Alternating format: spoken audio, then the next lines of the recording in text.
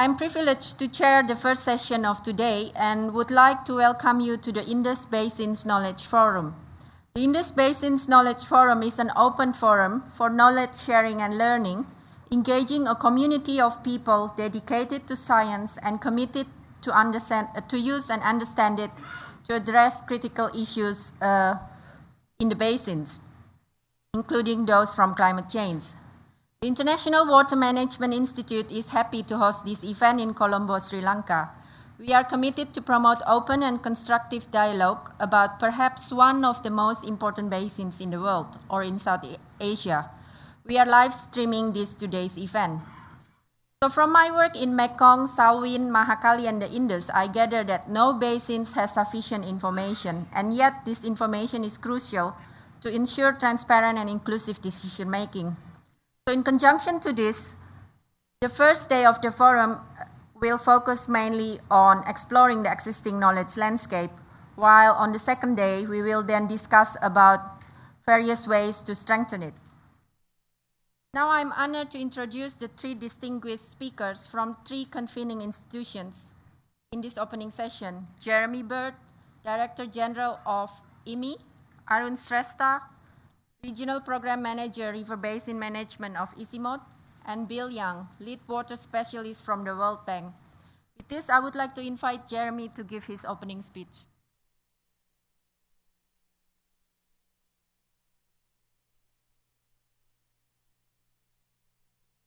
So, good morning, distinguished guests, participants, friends, former colleagues, ladies and gentlemen. Welcome to this forum and welcome to Colombo. So this Indus Basin Knowledge Forum hosted here is convened by IMI and also by ICIMOD and the World Bank. And I'm particularly encouraged to see such a wide range of interests and experiences present here today, just from some of the discussions that we've had just before this starts. As Diana said, as one of the most important basins in the region, and one, like many others, undergoing pressure because of climate change. And I extend a very warm welcome to our colleagues from Afghanistan, China, India, Pakistan, and of course our international delegates. So we as IMI have had a long history in working in the Indus Basin alongside various partners, many of them here in the room, across a range of topic areas, including irrigation management and groundwater systems. And the Indus also formed a very important benchmark basin for us under the Challenge Programme on water and food. And more recently, with the DFID-funded Informing Change in the Indus Basin project and the CGIAR Waterland and Ecosystems Programme, we've worked with many of the partners here for enhancing knowledge development, sharing and use, strengthening decision-making, and facilitating dialogue. And this meeting, I think, is one example of this, the importance of that dialogue across the various partners involved. And I'd like to thank DFID particularly for supporting that work, the process of strengthening basin knowledge, including through meetings like this. So in terms of the focus of the meeting, the catchphrase is New Knowledge Frontiers for Development and Resilience. And we're here together in something that could be described as a bit of an exploratory mode. As Alan Nichol, who's convening this, also said, we're here with binoculars scanning the horizon, but microscopes zeroing in on critical issues. And as a science community, it's our aim to see of ways of strengthening the knowledge environment using an open and informed dialogue. It includes sharing more effectively what we already know, as well as building new opportunities for co-production of knowledge and at all levels. And I'd like to stress this principle of co-production here. Now, we hope that the accumulated knowledge and experience around the room here will also deliver a number of offspring from this meeting, including more robust and fit-for-purpose knowledge development and a focus on solutions for basin-level challenges and shared issues. I referred earlier to the critical issue of climate change, and this is a basin with complex hydrology and vulnerability of its population. But there are many other strong development challenges as well, which science needs to inform, including the quality of environmental resources, including water and land. And here I particularly like to stress the issue of quality of groundwater. I think this is a bit of a time bomb for the future that we need to address. The nature and consequences of demographic change, and how resilience in agriculture and other systems within the basins can be strengthened. And within all that, we have rapid urbanization, which is changing the dynamics, not only from demography, but also in terms of diets and the demands upon natural resources, in terms of the water use and, again, water quality.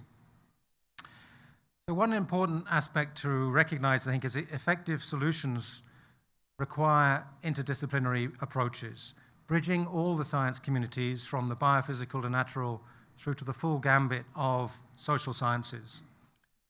And we've recognized this also in our restructuring recently and through 3 major global program areas, and trying to target investments at some of the challenging areas like building resilience, promoting sustainable growth, and looking at the linkages between rural and urban areas.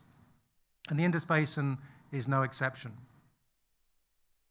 In terms of examples of knowledge, many of the organizations around the room here, I think, can point to cases where knowledge generated from research programs, technological advances, or field-based pilot schemes has led to raised awareness and policy change. And that's what we're all about here today. From our recent work, I'd like to highlight a few of those examples. For example, the role of water accounting in better understanding existing water use and the potential in a basin in a climate-changing environment. The understanding on the ground of limitations of regulatory frameworks for agricultural water management that can act as a precursor to introducing reforms and the better design of those reforms to broaden the access of poor to irrigation water. The role of earth observations in risk management for farmers, for example, through more objective algorithms for index-based crop insurance, and uncovering the different perspectives of women to water management in what we see as a changing environment of feminization of agriculture, so that targeted measures for women are introduced so they can take a bigger and more effective role in agriculture. And using the evidence from pilot projects to bring about change in reducing water use, for example.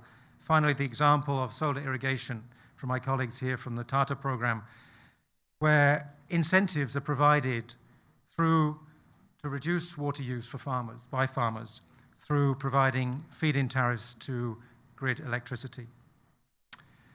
But we're also looking today at the wider consequences within the basin. And we all recognize that the knowledge landscapes within the basins contain sensitivities and contested space. Knowledge is very rarely neutral, and the Indus is no exception. But while recognizing those differences, I'd like to emphasize to everyone, I think, that this is a meeting of science, science into policy, where our core aim is to bridge a more effective science policy relationship and build collaboration around the use of knowledge. So in that spirit, we're not going to go for a Chatham House type of meeting. We are going to openly embrace the sharing of knowledge and the exchange through dialogue. This is a knowledge community, and its heart is the concern for future sustainable development for all of the Indus Basin's resources, its people and its environment. And to further this open knowledge agenda, we are live streaming this opening session and tomorrow's session with our chief guest, the Minister of Foreign Affairs of Sri Lanka, the Honourable Ravi Karunanayake, to help expand the wider knowledge community and involve other people in this dialogue. So I'd like to join Diana in welcoming all our online participants to this process. It's also worth remembering that this is not a one-off meeting. It's part of a process, and Dr. Aaron Shrestha, my colleague on the table here, will introduce some of the ideas that came out of the first meeting in Kathmandu last year, hosted by ICIMOD, and also some examples from my other distinguished colleague here, Bill Young from the World Bank, who will talk about some of the processes that came out of the World Bank activities. And if we look around the regions, we see that the basis for such cooperation is a structured approach to shared knowledge. This takes time and must be seen as an investment for the future. And from my own personal experience in the Mekong, this was founded on decades of shared working around collecting data, developing common models and data sets, and working together. And many other basins, whether in Africa or Europe, also have similar processes in place, all within their own political contexts. So, as the convening partners, we very much hope and anticipate that this will be a process continuing into the future, with stronger partnerships focused on the achievement of tangible benefits. We have in the program 2 days of very interesting deliberations where your experience is going to be absolutely essential to help us go from mapping what we do know now to where we need to go next. And this is very much a collective endeavor. We designed this agenda to make space for that dialogue, to avoid too much density of knowledge sharing itself in the detailed science, but to enable the deliberations across the tables and among the tables. And this is very much about where we go next. And the recent establishment of the Indus Basin Knowledge Platform, I think, is testimony to that and will provide an opening and a space for other people to get involved. So in closing, I'd like to particularly thank the World Bank and ICIMOD as co-convening partners, the government of Sri Lanka for hosting us here in this beautiful island, to all our partners and funders who have been part of this process of co-generating the knowledge that we're here to exchange today, and to my colleagues in the organizing team for their work in putting this together and bringing us all here today. So let me again welcome you, ladies and gentlemen, to Sri Lanka. Wish you well in the many tasks and discussions that are going to take place in the next 2 days, and extend my personal hope and wish that this is going to be a successful meeting and we'll come out of it with a series of practical solutions for the future. Thank you very much.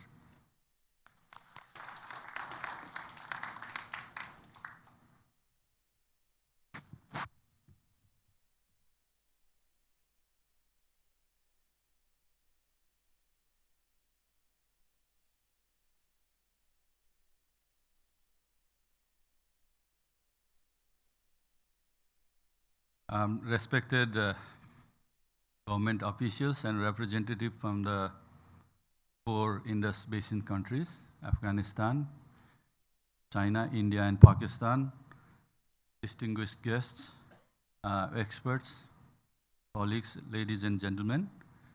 It is indeed a great pleasure for me to stand here and speak in this opening session of Indus Basin Knowledge Platform. And for that, I would like to heartily thank IMI and World Bank to bring us as one of the co-organizers of this forum. And as one of the co-organizers of this forum, it is my pleasure to welcome you to this event. Our Director General of ICIMOD was very keen to participate in this event and represent ICIMOD, but due to a conflicting travel, he could not be here, but he has asked me to convey his warm regards to you and welcome to all of you and best wishes for the success of the forum. Just to start with, maybe not all of you are very much familiar with ICIMOD. So let me give a very short introduction. International Center for Integrated Mountain Development is an intergovernmental organization working in the Hindu Kush Himalaya region. We have 8 member countries: Afghanistan, Bangladesh, Bhutan, China, India, Myanmar, Nepal, and Pakistan. In terms of our operating format, we have 6 regional programs: adaptation to change, transboundary landscape, river basins, cryosphere and atmosphere, and Himalayan University Consortium, and 4 thematic areas: livelihoods, ecosystem services, water and air, and geospatial solutions. And since we are a knowledge organization primarily, we have very strong knowledge management and communications. We work in 4-year planning cycle, which is called medium-term action plan, and next year will be a start of a new medium-term action plan, the 4th action plan. And all those structures are very much, integrated and are very much related to the Indus Basin. In fact, ECMOD provides great importance to this basin, as has been already highlighted. Some of the key aspects of the basin. It is heavily glaciated. The meltwater is heavily dependent on the water is heavily dependent on melt processes, and climate change likely to be very important driver, at least in the upstream basin, and likely to impact very much the downstream basin. So just to give a very brief background on how we have been involved, just going a few years back in time, in 2010, ECMOD organized international expert consultation workshop on climate and environment change in the cryosphere of Indus Basin, and its implications for future water scenario. The workshop was participated by officials and experts, around 75 in number, from the basin countries, regional and international experts. In that meeting, it was clear that while knowledge about upstream water resources dynamics is scanty, many national, international organizations are involved in knowledge generation, but generally lacking was coordination and sharing. So the workshop, one of the recommendation of the workshop was that there needs to be streamlining of the research efforts to avoid duplication and not to leave critical knowledge gaps. So since then, we have been working in supporting what is known as Upper Indus Basin Network. Initially, it functioned as Upper Indus Basin Working Group, and the idea got consolidated in 2014 after a landmark visit to Gilgit-Baltistan by about 50 Pakistani, Chinese, and international researchers. And then that name UIB network was coined, and working groups were formed. The working groups meet regularly to discuss recent scientific findings, research gaps, and ways to fill those gaps. UIB network is coordinating with World Bank and IMI in knowledge development related to Indus Basin, including current event, the Indus Forum. Knowledge Forum. The UIB network related activities of ECMOD is convened through the River Basin Program, one of the 6 programs, which received support from Australian government through the Sustainable Development Investment Portfolio, SDIP. Under the SDIP, the River Basin Program is working in mainly 3 components: regional cooperation, creation and use of critical knowledge, and promoting best practices, capacity building, and innovation for creating enabling environment. Well, we are very happy that we have gathered here today for the Knowledge Forum. But just to inform you, we have organized maybe not similar in scale, but similar in objective, 2 events jointly in the past. In February 2016, ECMOD, World Bank, and IMI organized the International Conference on Climate and Environmental Change Impacts in the Indus Basin waters. Now, the main outcome of that meeting was that Indus Forum, owing to its wider focus, should act as convener of an annual Indus Basin conference, where it can bring together the UIB network and other initiatives for interactions between researchers, policymakers, stakeholders, and media. And it was agreed that UIB network will lead in science research and focus on Upper Basin. So I think the first recommendation, I think this has, I believe, lead to this event we are participating today. And the next one, very recently in May this year, we organized Indus Forum and UIB Network joint meeting in Kathmandu. The main agenda was to discuss how Indus Forum and UIB Network can work together. In the Indus Forum proposal, which is in the making, it was clear from the discussions that components of Indus Forum and the technical working groups of UIB Network have a lot of commonalities and potentials for mutual contribution. The meeting proposed ECMO to coordinate the scientific part of the project, which we will be happy to do as it gets finally decided. But that meeting also served as a preparation point, preparation discussion for this present knowledge forum. So here we are today in this knowledge forum, which to me is yet another milestone in our joint endeavor. This knowledge forum aims again at assessing the nature of existing knowledge related to Indus Basin, development challenges, to explore new knowledge frontiers, and to build greater coordination through further co-development and sharing of knowledge. So to conclude, I would again like to wish a successful deliberations during next 2 days of this knowledge forum. And I'm confident, ladies and gentlemen, with your strong commitments and contribution, this will be yet another successful event, and I definitely wish for that. And finally, I would like to thank EMI for organizing this with us, with World Bank, and all the government officials, representatives of Sri Lanka government, the basin countries, experts, participants. Once again, welcome to this event. Thank you.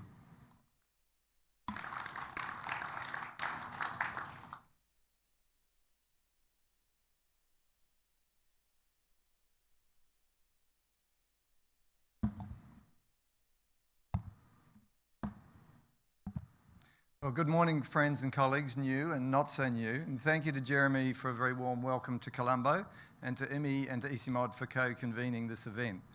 I've been to some of the prior meetings around the Indus, and they've been quite small meetings, so it's fantastic to see so many gathered here today to share ideas and knowledge about the Indus Basin and to discuss future challenges and opportunities. We have a very diverse group here, I think, from many different collaborative efforts on the Indus Basin. So I thought it would be useful to quickly lay out the history of the World Bank's efforts in supporting water dialogue in South Asia, especially for the Indus Basin. The World Bank has for over a decade now been supporting regional and basin dialogue processes for the cooperative management of shared water resources with a focus on the major Himalayan rivers, the Indus, the Ganges and Brahmaputra. This effort is supported by the South Asia Water Initiative, a multi-donor trust fund generously supported by the governments of the United Kingdom, Australia and Norway. The dialogue work is a key component of a programmatic approach to regional water cooperation that also supports knowledge generation and dissemination, capacity building and the preparation of new projects for development finance. We support dialogue work at both the basin and regional scale, and some of you will have participated in the regional dialogue events we have convened, including on the Water Energy Food Nexus in Kathmandu, Nepal in 2015, and on groundwater management in Jaipur, India in 2016. The draft proceedings from the Jaipur meeting are being shared and are on the tables, I believe, for your information. Examples of SAWI work includes the support to the Himalaya University Consortium, which is hosted by ECMOD, and this promotes capacity strengthening and collaborative research around the Himalayas. Another example is the recently completed study undertaken by EMI and other consultants to scope the policy, knowledge and economics basis for climate change adaptation across South Asia. And again, the summary report, at least the draft version from this work, is being shared this week and is on your tables. Lending operations in the regions that are financed by the bank relevant to water cooperation include hydromet networks and water information systems, hydropower development, river basin planning, including for sustainable hydropower development, river cleanup and inland navigation. Under the second phase of the SAWI program, the Indus Forum, a Track 2 basin-level dialogue process, was initiated in June 2013 with a meeting in Kabul, where it was agreed to focus the dialogue on climate change impacts given the relevance to all 4 countries. This was right at the beginning of the second phase of SAWI 2. However, the agreement to pursue basin-level dialogue was a decision made earlier than that in December 2012 by the participants in the regional water dialogue that SAWI has supported since the beginning of its first phase back in 2009. The so-called Abu Dhabi Dialogue, as it was known, actually predates SAWI and goes back to the first international conference on Southern Asia water cooperation that was held in Abu Dhabi in September 2006, hosted by the International Institute of Strategic Studies with the support of the UK Foreign Office. And I believe there are a few people in the room who may have been back at that very first event. SAWI, as a bank-managed trust fund supported by multiple donors, actually emerged as a concept from those early Abu Dhabi Dialogue events. The second meeting then of the Indus Forum was combined with a study tour on adaptation to the impact of rapid glacier retreat in the Tropical Andes project in Ecuador. This was in January 2014, and there the meeting decided to form a technical working group to develop a joint research program on climate change impacts on the Indus Basin. While I couldn't join the tour to Ecuador, I did attend the third Indus Forum meeting in Lahore, Pakistan, in March 2015, which was on the theme of climate change and vulnerability to the Indus water resources. And for that event, I took the opportunity when I was based in India to travel from India to Pakistan across the Wagah border crossing. That was a fascinating trip. The fourth Indus Forum was a much bigger collaborative event, as Arun had referred to, with ICIMOD and IMI in Kathmandu, with over 80 participants assembled in February 2016 for a regional conference on climate and environmental change impacts on the Indus Basin waters. It was at that meeting that it was mutually agreed that ICIMOD, IMI and the bank would develop a joint platform to connect and broaden participation in the dialogue around the Indus. And this week's Indus Basin Knowledge Forum is a direct outcome of that decision. An Indus Forum study tour to learn about glacier monitoring approaches in the European Alps was undertaken in October 2016 in Switzerland. This was a part of the ongoing process to learn from other regions about successful cross-border monitoring and research into glaciers. Unfortunately, I wasn't able to join that good trip either. Thus, there's been over a decade of support now from the World Bank for water cooperation dialogue in South Asia, with an evolution of forums, formats and collaborations to bring us to where we are today. And the bank is very pleased to see the cementing of collaborative partnerships with partner organisations in the regions that are well placed to ensure a longer-term sustainability of this dialogue process. It has a long, long history, and I think there's a long journey ahead. And the more we bring institutions together, we can ensure that sustainability. The bank's support to Indus Dialogue has always been focused on that long game, building the knowledge foundation to help tackle the water management challenges of the future in the Indus Basin, especially those associated with the changing climate. And that is to ensure the long-term sustainability of the dialogue. I very much look forward, therefore, to the discussions and deliberations of the next few days and to the strengthening and deepening of the knowledge networking of this community. Thank you again.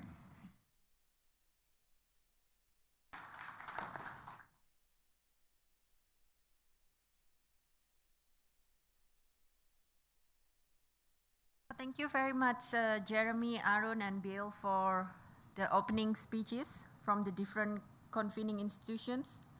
After hearing the three opening speeches, I would like to invite the key representatives in the audience to maybe share about existing initiatives on the Indus briefly. Is there someone from the Upper Indus Basin Networks?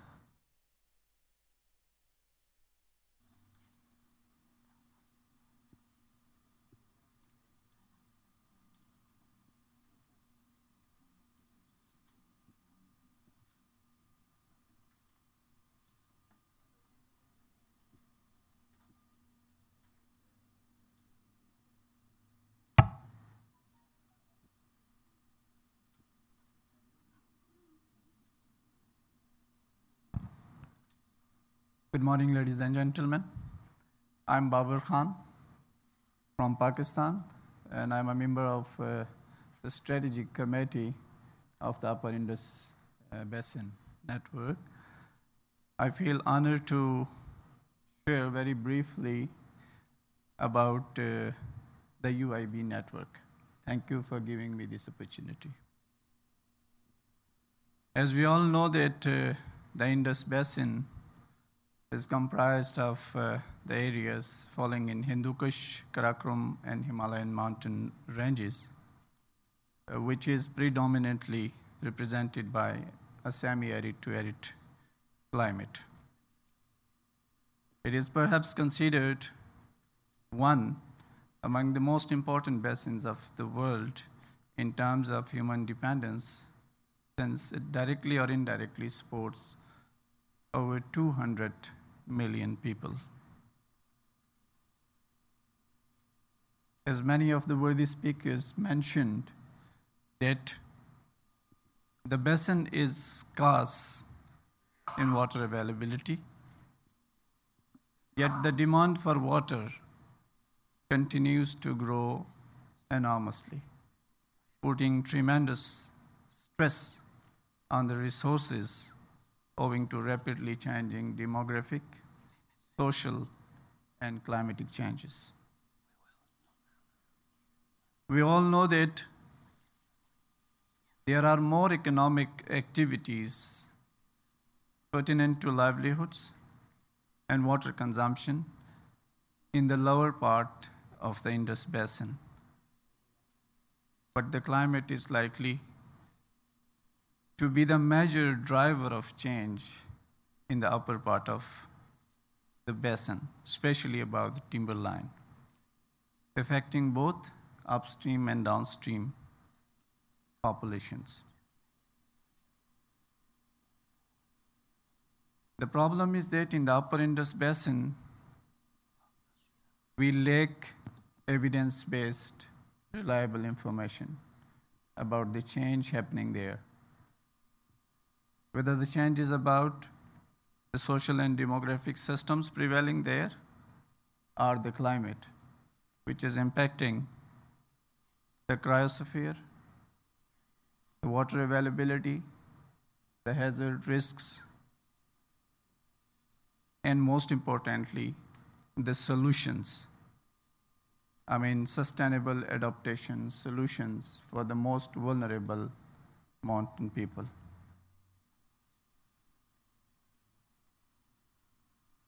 Worthy ladies and gentlemen, this was the reason actually which led to the formation of Upper Indus Basin Network.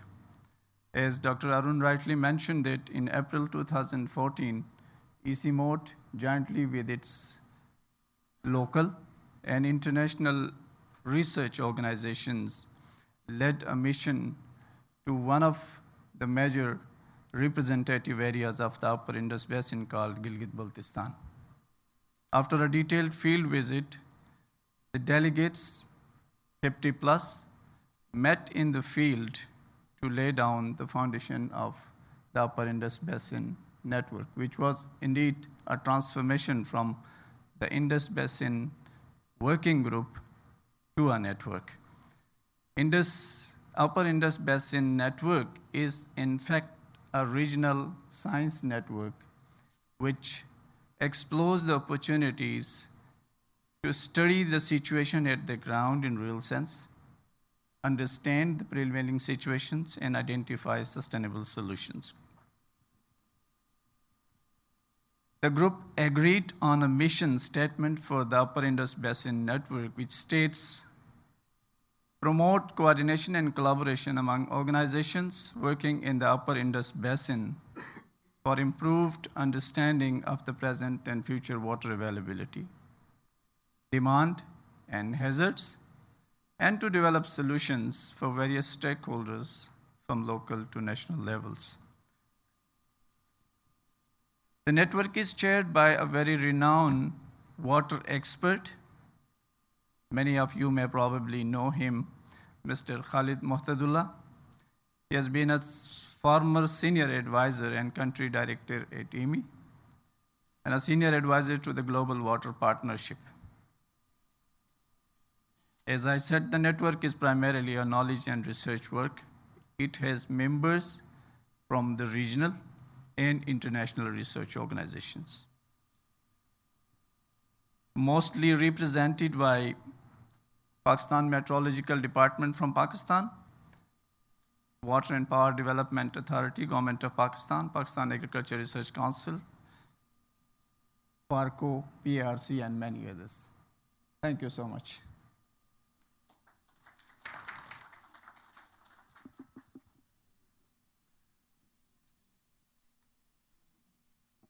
So much for the brief descriptions about the Upper Indus Basin Network.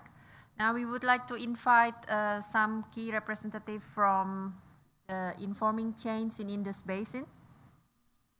There.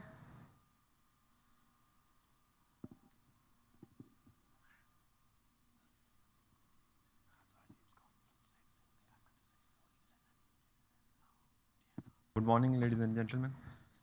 Informing Change in the Indus Basin is a project funded by DFID, which is part of the South Asia Water Governance Program. This project, IMI, started in 2015, late 2015. And there were three main components of work packages under this project. First was the knowledge consolidation. Second was decision strengthening tools. And third was the dialogue facilitation. Under the first component, knowledge consolidation, IMI has now developed a very comprehensive website. You would be able to see or have a look at the kiosk set up for you to go to the website. So the idea was basically to consolidate all the knowledge that is existing in the Indus Basin in the form of different data set, research papers, and other project reports that have been developed in the past. So that initiative has now been ready for you to utilize, and we would encourage all the participants to go through it during the course of the workshop. The second component was decision strengthening tools, and under that initiative, we have developed two different tools. One is basically a decision support tool based on the GIS background, and this decision support tool is also hosted in that website, indusbasin.org.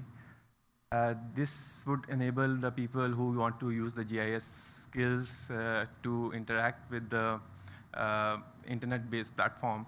So those people who do not have the GIS skills, they can use these tools to extract maps, information about the whole Indus Basin. Then there's another tool that we have developed that is a mapping of social networks. So there were some case studies that were conducted in Pakistan where we have mapped the linkages among different social actors, and that would also be available by the end of this year. Then the dialogue process that we undertook, there were three different tiers at which we held different dialogues. One was the interprovincial dialogue in Pakistan. So there are certain issues at the provincial level which need to be considered in moving forward with the water challenges of this basin. So that dialogue process was conducted in all the 4 provinces of Pakistan, and then it led to a plenary workshop in Islamabad. It's been a very successful venture, and we are very glad that the key stakeholders in Pakistan, the Industry River System Authority, Pakistan Council of Research in Water Resources, they've been partners throughout this dialogue process. The second dialogue initiative that we took was the basin-wide dialogue. And this dialogue process was even more challenging because we had conducted in-depth and detailed interviews with stakeholders from Pakistan, India, China, and Afghanistan. And this meeting is also a kind of a part of that basin-wide dialogue process where we wanted to convene a regional stakeholder meeting to inform all the policymakers, stakeholders about the outcomes of our whole dialogue initiative. The third component of this dialogue process was a media dialogue. And this was the first time, at least in IMI, but I have seen that we have engaged extensively with the media. And the whole purpose of that media dialogue process was basically to inform the journalists and the people who report in the media about the complexities and the difficulties that we have in the reporting of water issues in the media. And what we have seen through this process is basically we conducted these media dialogue meetings in all the basin countries, Pakistan, India, Afghanistan, and the last meeting is planned to be convened in Colombo after this meeting, the China dialogue. In all these media dialogue meetings, what we have experienced is the reporting afterwards. These media dialogue meetings have improved, and now the journalists, after visiting the policymakers or the water professionals, do consult us once they are trying to report anything on the water issues. So that's been a learning process for us as well, and for the people who we have engaged throughout this program. So overall, this is a brief overview of the informing change in the Indus Basin. We are very glad that DFID supported this initiative, and we have tried to engage with a lot of people in the form of these meetings, dialogue process, and knowledge consolidation workshops. Thank you.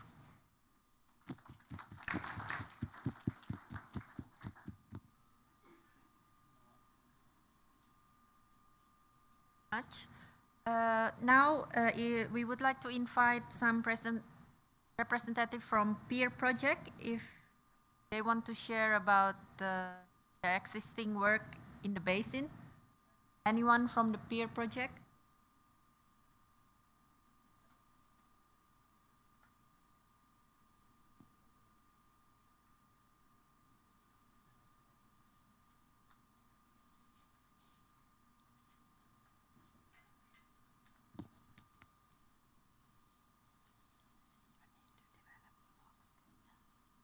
Good morning, everybody, ladies and gentlemen.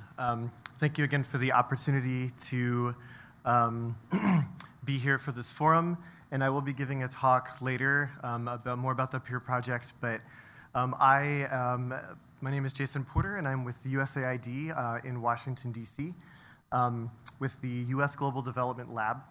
And one of the goals of the U.S. Global Development Lab is to identify and engage new development actors.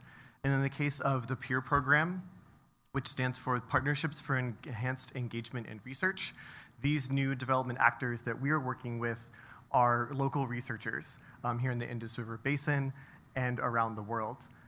The basic premise of PEER is to engage in international research collaboration at a local level and engaging with local researchers to provide local solutions to local problems. We do this also by fostering collaboration with US-funded government scientists. And here in the Indus River Basin, specifically in the Kabul River Basin, we're using this approach in a science diplomacy manner to support local researchers that are working on common issues on either side of a boundary. It's been fairly successful so far, and we're moving forward in supporting this research and also focusing on how do we translate this research to a policy outcome. So building collaborations through sharing knowledge and having an impact through generating knowledge and research. And again, I'll present more on this later in the session before lunch. And thank you again for this opportunity. And I wish you all a wonderful meeting.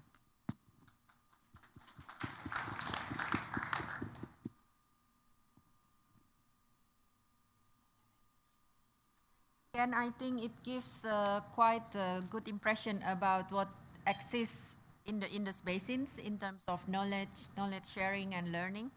Now we would like to invite Emojot to briefly explain about how they will help us in terms of assessing, analyzing, and ensuring that the participation voice are captured during this forum.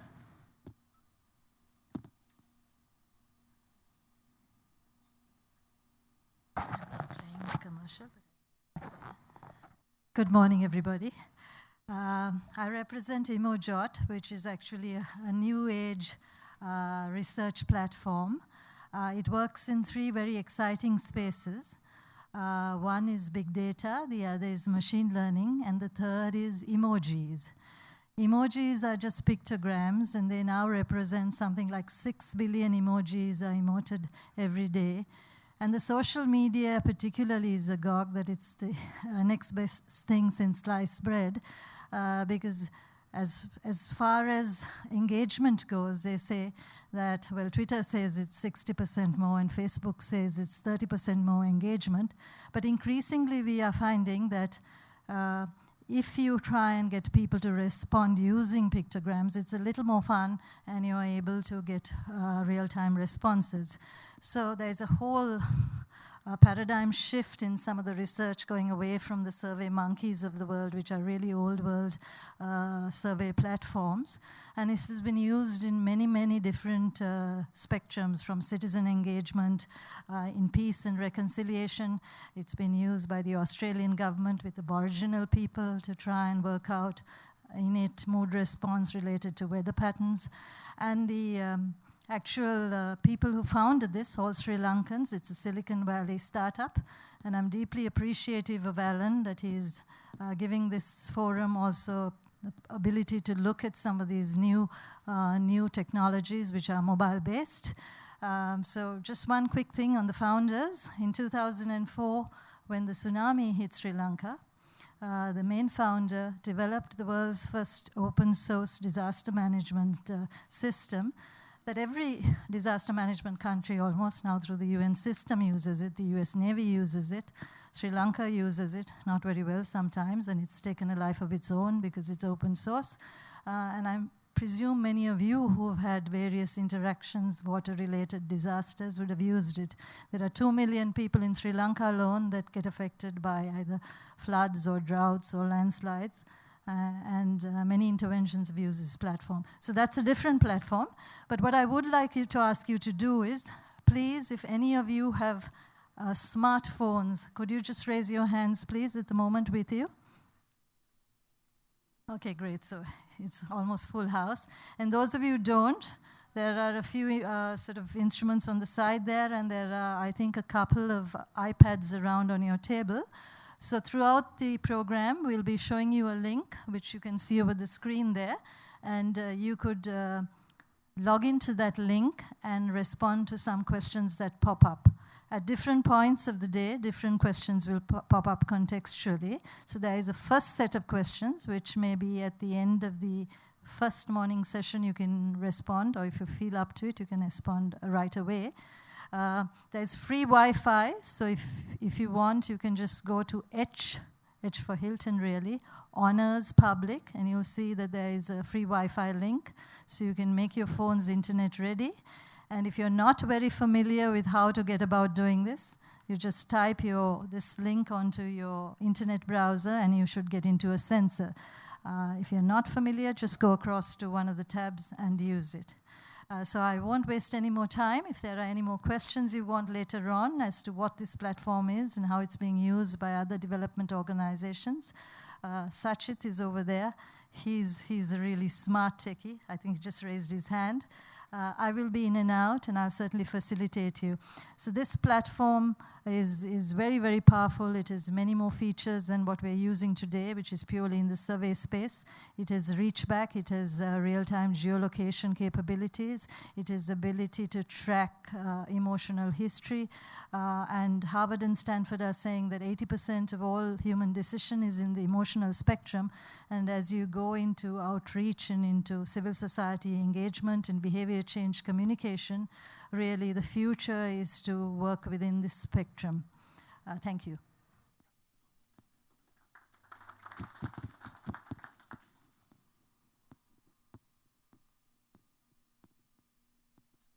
Thank you. Before I close this first session and hand it over to Flip for chairing the next session, I would like to raise one logistical issue. For those of you who haven't signed up for the field trip and are planning to join the field trip, please do as soon as possible so that we can make the necessary arrangement. Thank you again for your participation.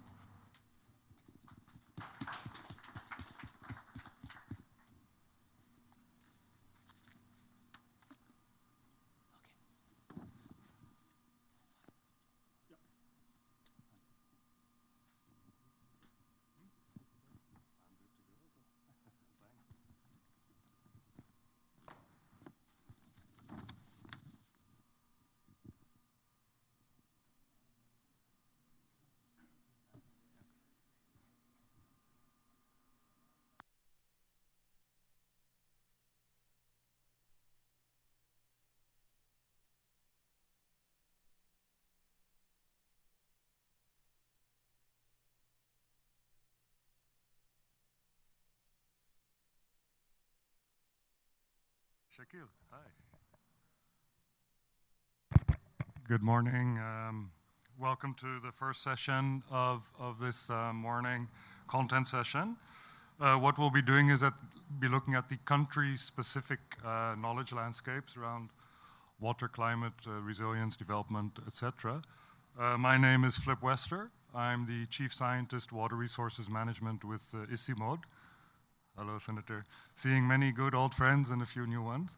So I would like to invite to the dais our 4 country representatives, starting with Afghanistan. Tayyip Broman, Ministry of Energy and Water. And my apologies beforehand for pronunciations. I did not have a chance to check the exact pronunciation with our 4 country representatives. Good. From China, Yang Tong, Chinese Academy of Sciences. Did I say that? Oh, you are already here. Nice. Oh, good to see you again. Yeah. Good.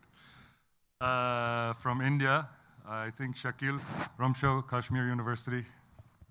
Please come to the dais. And from Pakistan, we have the Mohammed Ashraf of the Pakistan Council of Research in Water Resources. I'm not sure, do we have? Oh, I'm Jeremy Bird now. That's an honor. I think we have about the 6'6" height similarity. So my own research started in the Indus Basin in 1993. So that tells you I'm already a pretty old guy. I got to work in Peshawar on the Kabul River Canal irrigation system, which was a great honor. And I got to go back in 1995 to work with IMI on the Pehur high-level canal system and Swabi. So 25-year engagement with the basin personally. Very excited to be here today, to be here with you. What we have in this session is I'll be asking each of the 4 country representatives to stick to 10 minutes, so very short, very crisp, and to reflect on a country perspective around the topic of this meeting, of this forum. So, largely we're looking to share current initiatives in this space and to establish, levels of knowledge sharing and identifying key gaps. So that's for the full 2 days, right? And this is a first step in that process to hear from the 4 countries. And then, we are hoping, based on all these earlier meetings, to see how can we build and nurture regional collaboration across these 4 countries and interinstitutional knowledge sharing and enhancing the science policy interface. These are very, if you like, grand objectives, grand aims, but I do think we are at the stage in history that we can start to strive for this. And then by the end of tomorrow, we hope to agree on some actions, right? Not just talk. So we've had a lot of meetings starting back in what we heard Bill was mentioning, 2006. So meetings are good, but now it's 2017. So maybe after 11 years of meetings, we are at the stage that we can come with some actions, an action set. Hi, Simon. And so the organizers were thinking of 10 kind of key actions. It might be 7, it might be 11 also, right? Whatever comes out of the process. But this dais, this panel, will set the stage from a country perspective to feed into those discussions later this afternoon and tomorrow. So with that, I would request, and we're going in alphabetical order, not in order of importance or preference or any of such, just alphabetical. So I will start with Afghanistan. And maybe 7-8 minutes. We have enough time for questions. So Tayyip, the floor is yours. After these 4 presentations, we'll try to keep crisp and short, and I am very strict timekeeper, so I will keep the time. Then we will have a facilitated discussion with all of you, if you have any questions or comments or any additional points.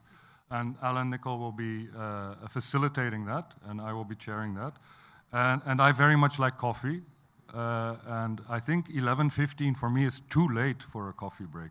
So I'm going to break at 11:14 so that we have enough time for coffee and to chat. Yeah. So with that, Tayyip.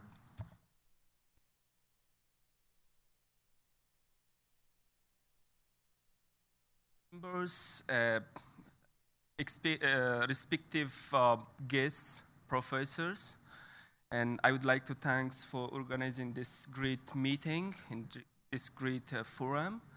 So a special thanks for the government of Sri Lanka for this great support, for this great hospitality. So let's briefly describe the key features and challenges we are facing in the Kabul River Basin, a port of Indus.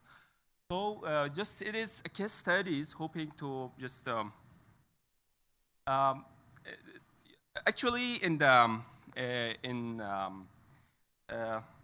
Indus River Basin, generally Indus River Basins forms from three key river basins: the Kabul River Basin, Upper Indus, and Panjnad here.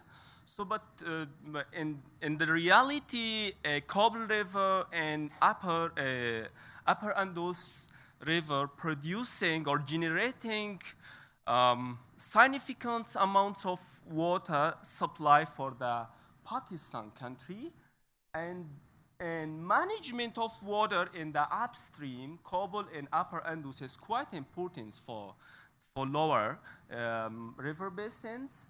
So here is Kabul River. I'm going to concentrate only in the Kabul River Basin. So in the Kabul River Basins, we have 1,601 glaciers.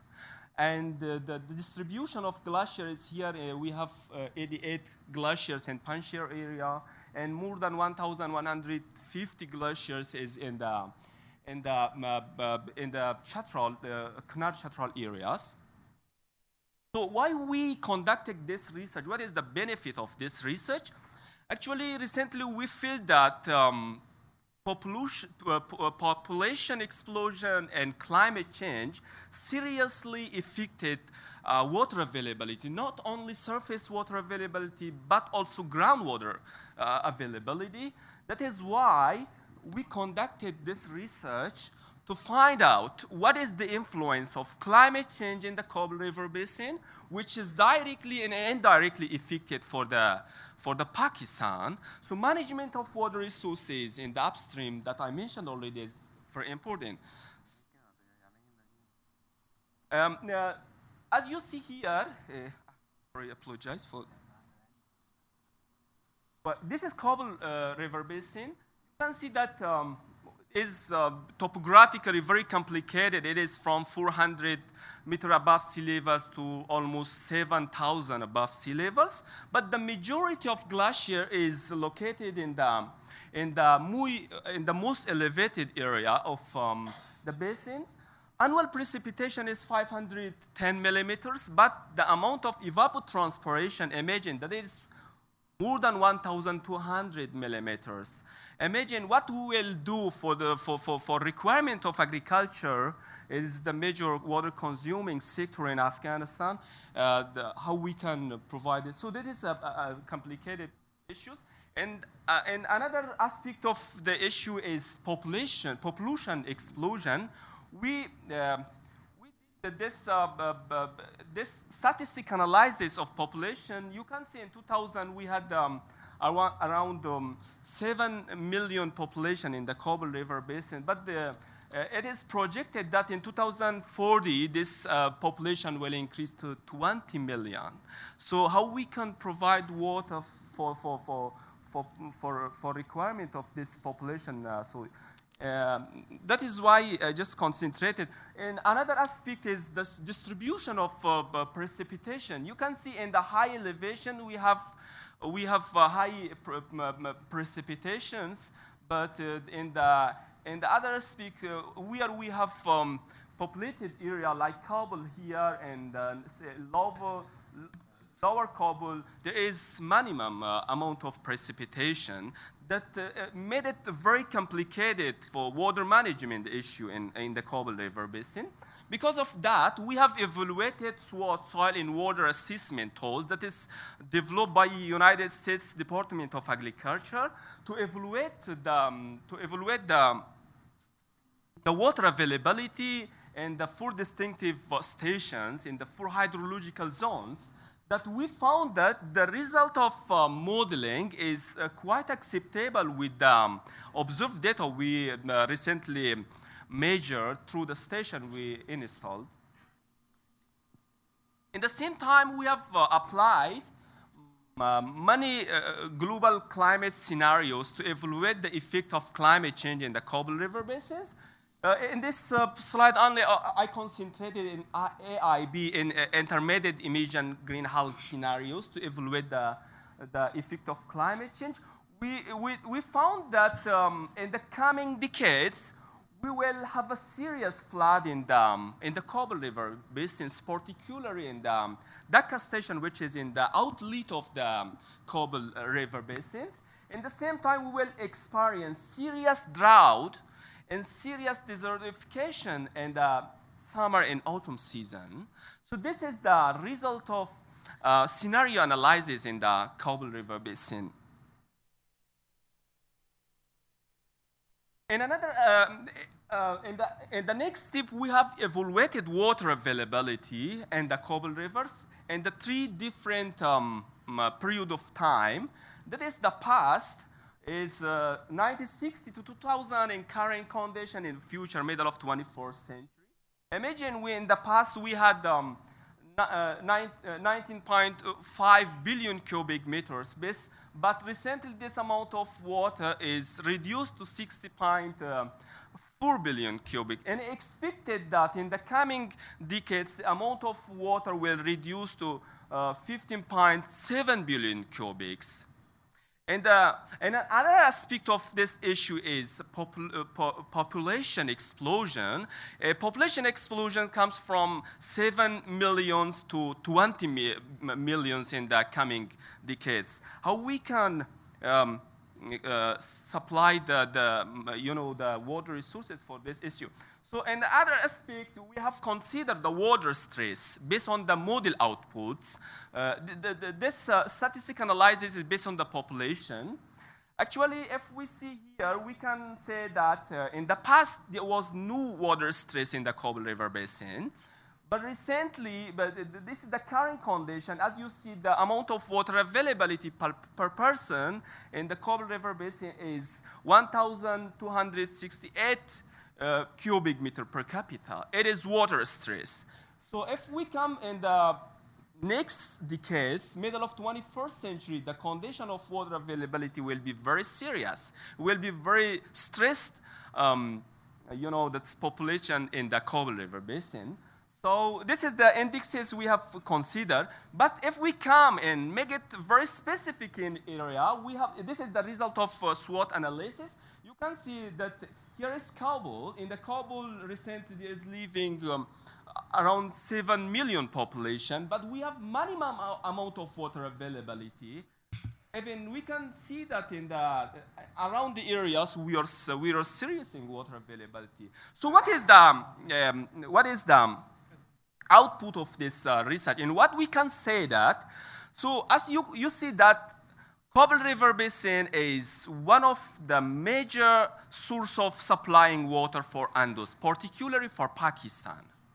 And imagine that, still we remember that the catastrophe of 2010, what happened in Pakistan, more than 2,000 people have lost their lives, and directly and indirectly, 20 million population affected by flood. So that is, what is the reason? The reason is that the result comes from the lack of management of water resources in the upstream. That is why I recommended strongly regional cooperation. Regional cooperation can solve a part of the problem. And another issue is water resources development through construction of hydraulic infrastructure in the upstream can reduce the risk of disaster in the downstream.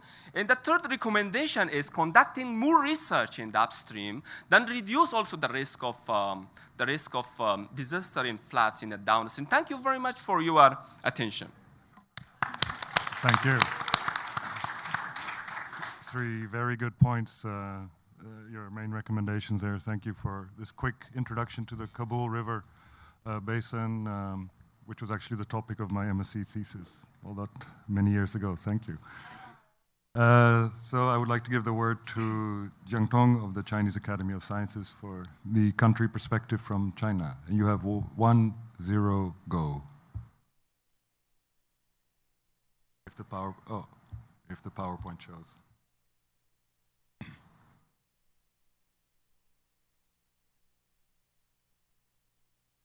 I would like to thank EMI, ECMOD, and all the World Bank to provide us to come here to bring our knowledge and to sharing with you, and I also want to give you more newly recent information about our interesting and our knowledge sharing with our Indus River country. And this time we are coming to here, and we have quite large driving forcing to come here, and we have in our Chinese small delegations coming from 11 persons coming from different institutions and different universities and different organizations or agencies to come here. Only one purpose, more important purpose, is our strategies recently coming from our President Xi, one zone and one road strategies. These are mainly everything in China coming to these Indus rivers with this umbrella, one zone and one road strategies. Here in these sessions, we are talking about the knowledge sharing specific challenges from the Chinese perspective. There are 2 points I would address here. One is climate change risks, in particular from climate extremes. These are highly important, not only in China, Afghanistan, and India, and Pakistan, and India, and China. And another important issues we are addressing here is water scarcity for populations and economic development. This is highly interesting from us, and from not only from scientists' point of view, but also for the political reasons. Here is the Indus River basins. We are the left side is for the observed climate change things, temperature and precipitations. The lower part is about future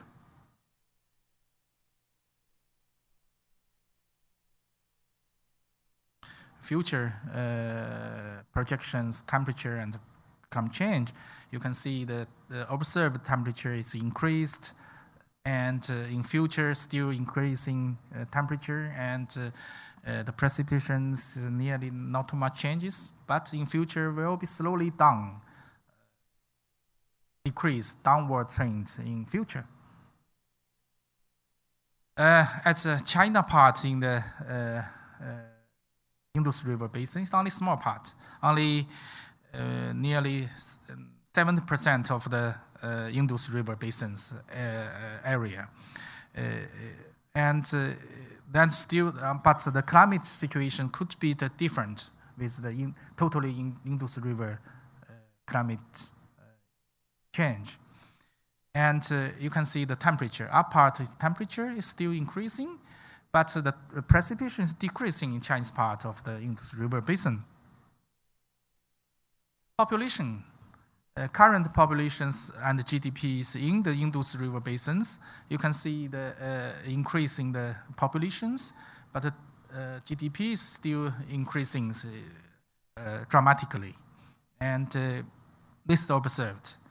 But the future, we have a project the future populations in the Indus River basins. These are the 4 countries.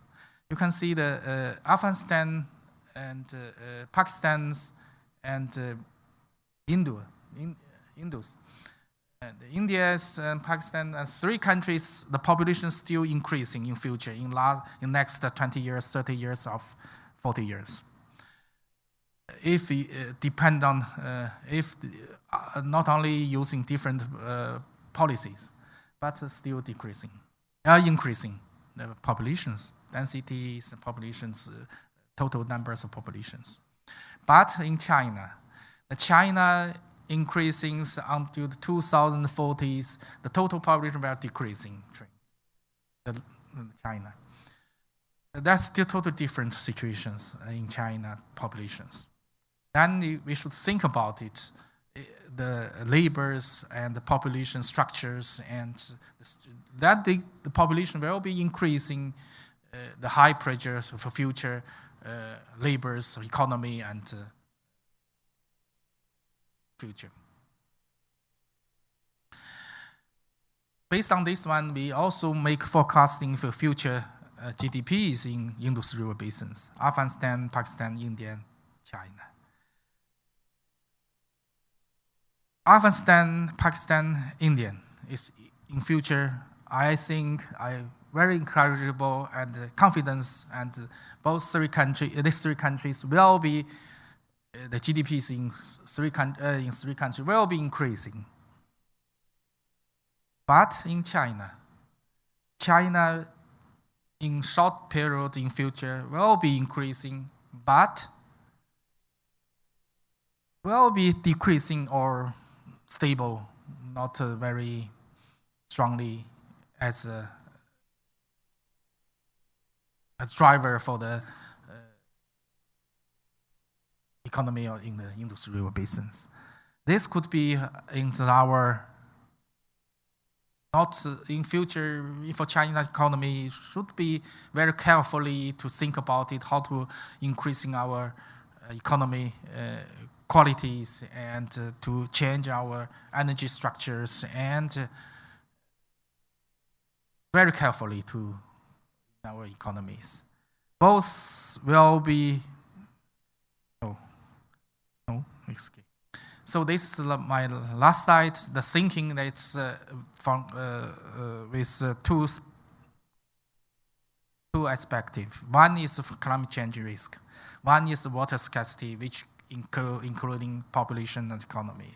This is our knowledge sharing with our friends here in this room, or even colleagues or friends in the Afghanistan colleague, and Indus, Indian and Pakistan colleagues. So thank you for your interest. Thank you very much. Thank you. I would invite Shakil Rumsho, Kashmir University, for his presentation.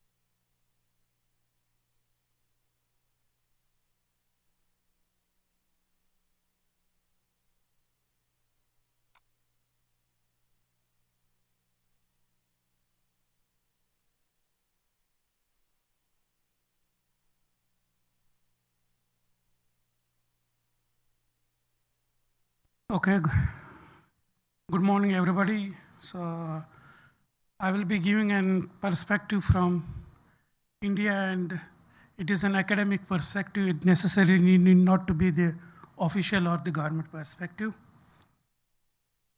I will share few of my thoughts with you. The indicators of climate change are quite clear and loud in the upper Indus Basin. We have lost almost 20% of the glacial mass during the last 5-6 decades in the upper Indus Basin, and as a result of which there is significant decline in the stream flows, particularly since 1990s. We are observing the shifting of the hydrograph peaks, and there's a change, significant change in the form of precipitation. The total precipitation in the Indian part of the upper Indus Basin is not changing, but there is a change in the form of precipitation. And also the low storage capacity in the upper Indus Basin is a matter of concern. If you look at the usage of water as per the entitlement in the treaty, we are not able to use that. So it is underutilized, and mainly due to the massive land system changes that are taking place in the upper Indus Basin. People are shifting from paddy culture to the less intensive agriculture like fruit culture. Yeah, there have been a lot of studies wherein the implications of the depleting cryosphere on water, energy, and food have been established.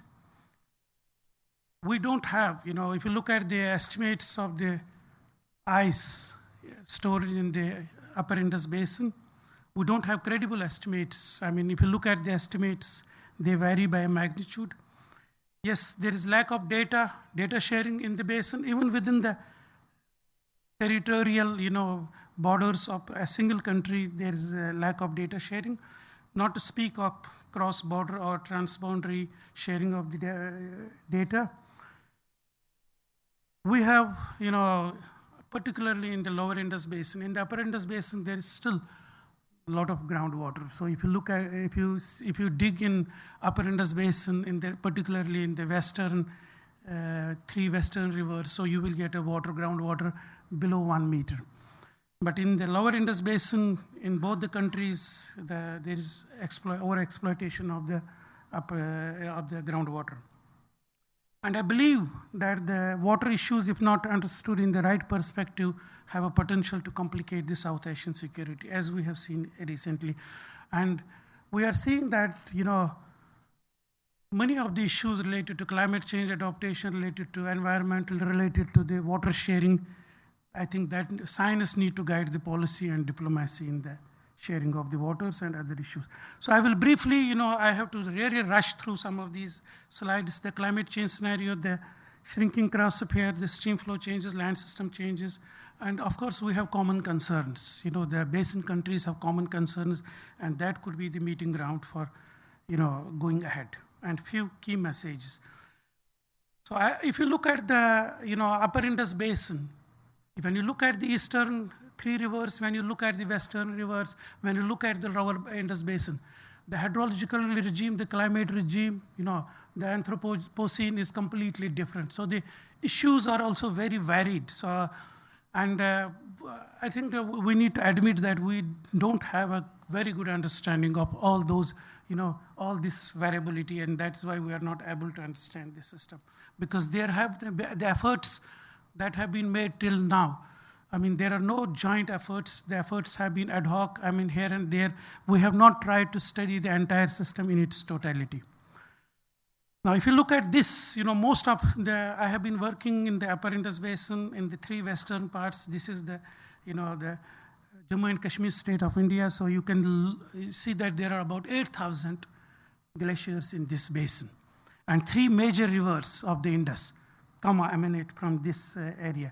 And the indicators of climate change are really very clear and loud, whether it is the increasing temperatures, or, as I said, whether it is the change in the form of precipitation, whether it is depleting stream flows. As I said, if you look at this, if you go about 21,000 last glacial maximum, the precipitation has been almost pretty same. Even now we are seeing that from the observations that we have for the last 130 years. So precipitation does not show, total precipitation does not show much changes, but the form of precipitation shows significant changes. But the temperatures here, you can see since the last 100 years are showing a significant change, particularly since last 50 years.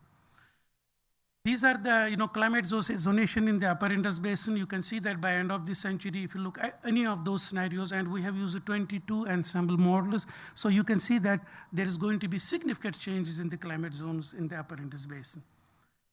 Yeah, and then we know about the IPC blunder, Himalayan blunder, when they said that all the Himalayan glaciers will vanish by 2035, but we have so many glaciers, but it is a fact that we don't have enough knowledge about the glaciers.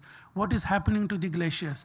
How many of these glaciers have been studied? Not more than a score of them. You can see this on the Indus Basin Knowledge Portal. Also, I have put this data has been basically generated under support from the World Bank. And we have put this, not more than a score of the glaciers have been studied. Now, if you look at when I say studied, I mean the field observations. So if you combine the remote sensing and the field observations, so it is just a fraction of those, glaciers that, about, we have, if you look at the, number of glaciers here in the upper Indus Basin, in the western part only, we have 88,000 glaciers. So very small, very fraction of it has been studied. And when you look at the glaciers from the outside, you feel that Himalayan glaciers or the upper Indus Basin glaciers is a homogeneous unit. It is not. Now look at this. Now, when you look at the climatologies, when you look at the topographic regimes, the glaciers are behaving very differently in each of these ranges. And in India, we have basically two national missions on climate change, basically focused on the Himalayas. National Mission on Sustaining Himalayan Ecosystems, and there is another national mission on climate change. So they are just looking at the glaciers and other aspects of the climate change in the upper Indus Basin. Now, as I said, that if you look at any of the indicators, if you look at the mass changes, if you look at the changes in the geometry, if you look at the snout changes, now you are seeing that, you can see here they are showing completely different behavior. The Karakoram glaciers here are more or less stable here if you look at the mass loss during the last 8 years. So pretty stable compared to the others. But if you look at the Kashmir Valley glaciers, they are receding at a very high rate. So what is the reason we are studying it? Now, if you look at the annual, mass balance, it is almost 0.8 meters, annually. And one of the reasons is that you will be surprised that the Kashmir Valley has the highest black carbon concentration among the entire Himalayas, as bad as Calcutta. So could it be one of the reasons, or we are just investigating this? And also, you will see in same area, you can see these 4 glaciers, 5 glaciers, where we have just established observations. The rate of recession is completely differently because debris cover is different. Some are clean and very complex situations there.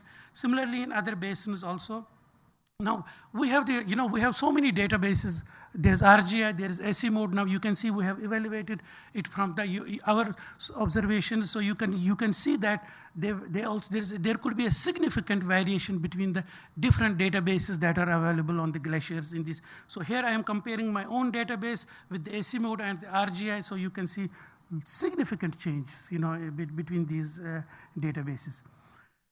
The other uncertainty that we have is that the stream flow partitioning, that is how much of the water is really coming from ice, snow, and glacier. This is one of the uncertainties. So you can look at the total water that is coming out from the western rivers. So it is showing a significant decrease now. Shakil, 1 minute. Yeah. So another important change is, I said that form of precipitation is changing, and that is going to have a significant impact. If you look at the precipitation by end of this century, you can see that snow precipitation is going to come down, and as a result, you can see the changes in the hydrograph. So we are having the peak now in summer, and by end of this century, you will have a peak somewhere in the middle of the April, with almost no storages there. So what is it going to happen to the hydrological regime there? And similarly, there are massive land system changes that are taking place as I talked about this. So you can see from intensive, there is the existing storage, the natural storages. You can see the largest, flood storage in the Jahlim, that is Wular. So you can see 100 years what has happened to it. So if you recall the 2014 Kashmir floods, so you can see that because this storage did not allow the water to enter into it. And that, I think, despite that, I will just, this is my last slide, I will conclude. So despite, certain issues that we have in the basin, there are some common concerns. Climate change is one of them. the depleting stream flows, the depleting groundwater stores, cumulative impact of hydropower projects, water use efficiency, inefficiency or efficiency, flood vulnerability, and efficient sharing of data and environmental flows. Thank you very much for your attention. Thank you.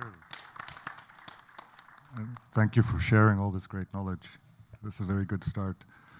So I'd like to move to Pakistan, Mohammed Ashraf, for your presentation. And I hope you're all still staying awake and thinking of questions to ask. Great, that was good. Yeah.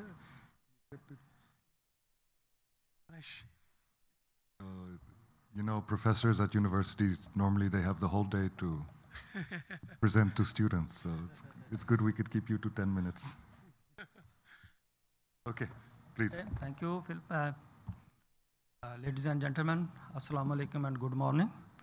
I'm going to speak about the Pakistan perspective regarding the Indus Basin knowledge landscape.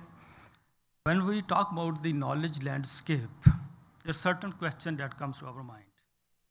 Number one, what is the resource base of the Indus Basin? Secondly, what are the major water-related issues faced by the basin? Third one, what kind of knowledge exists to address these issues? And then, who produces and who uses this knowledge? Who are the main user of this knowledge? What kind of gaps exist in the knowledge and how these gaps can be overcome or fulfilled? What are the issues in generation and use of the knowledge? And what are the new knowledge frontier and how to expand these frontier? These are some of the questions which I will try to briefly answer. When we talk about the land and water resources of Pakistan, we all know that Pakistan has one of the largest irrigation system in the world, comprising 3 major reservoirs and irrigating about 70 million hectares of lands. And it has also developed one of the largest groundwater resources in the world, which actually supplement about 16% of the surface water supplies for the irrigation purpose, and over 90% drinking water, and almost 100% industrial water comes from the groundwater. So it is one of the largest irrigation system in the world, yet it's subject to a number of issues. One of the most important issues is the water scarcity. If you look at the right side of the figure, you can see the Falcon Mark Index. According to the Falcon Mark Index, we have touched the water stress line in 1991, and we have crossed the water scarcity line in 2005. And if the situation remains the same, we will be touching the absolute water scarcity line by the 2025. And second issue is the recurring floods. You have seen the devastating flood of 2010, 2011, and 2014, where we not only lost over 100 billion cubic meter of water, but it has devastating effect on the infrastructure, crops, livestock, and human. And this is mainly because of the inadequate water harvesting and storage facility. At this moment, we are only saving 10% of our average annual flow, which is, the world average is 40%.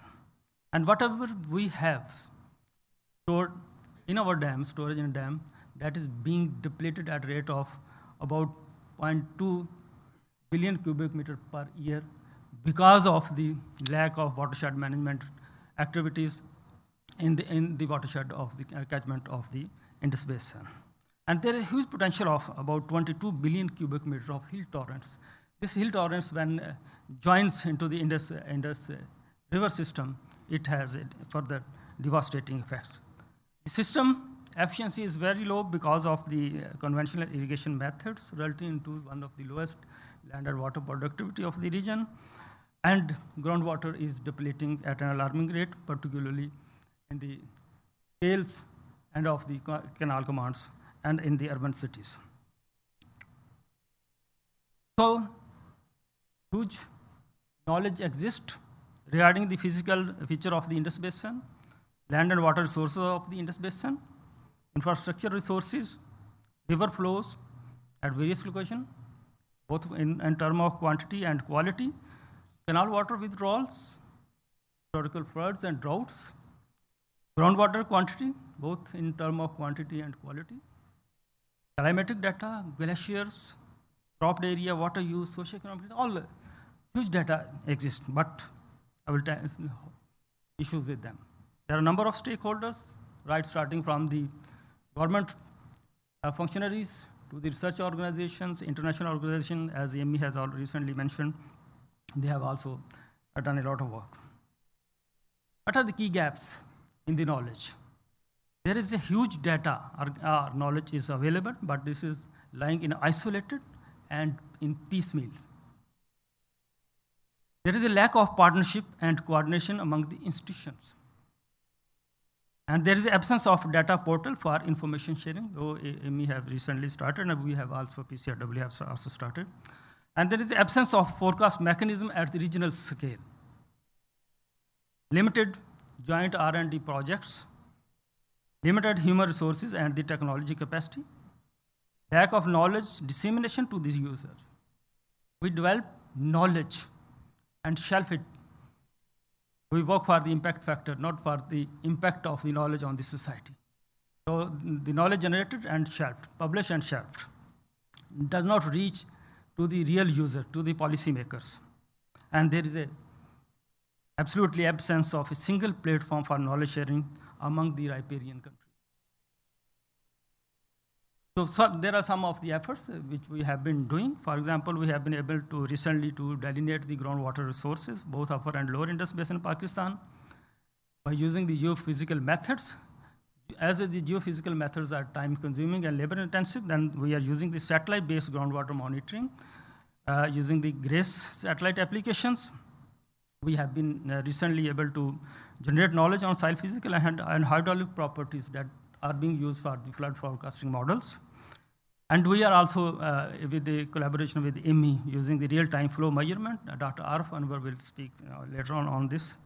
And there are some knowledge generation on the upper head water catchments, because this is the mother well of all water sources of Pakistan.